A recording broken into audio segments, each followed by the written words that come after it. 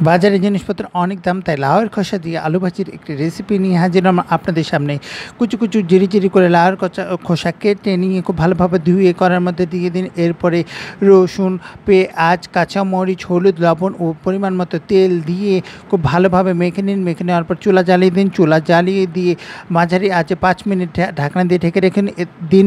এরপরে খুব ভালোভাবে নেড়েচেড়ে নিন। বাড়তি কোনো পানি দেওয়ার প্রয়োজন নেই, কারণ লাউয়ের খোসা দিয়ে এমনিতে পানি বের হয়। পানি শুকানোর পর দেখবেন নেড়েচেড়ে দিতেই থাকবেন। রান্নাঘর থেকে একদম বাইরে কোথাও যাবেন না। ভুলক্রম টিভি খুলে সিরিয়াল দেখতে একদমই যাবেন না, কারণ পুরা লেগে যেতে পারে। রান্নাঘরেই থাকুন, একটু পর নেড়েচেড়ে দিন। তখন তেল বের হয়ে আসবে, তখন খুব ভালোভাবে ভেজে নেবেন।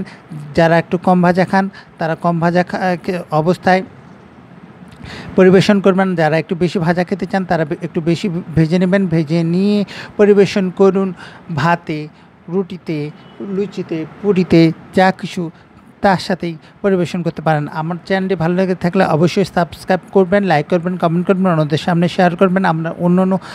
আমার অন্যান্য ভিডিওগুলোও দেখতে পারেন আমার এই চ্যানেলে।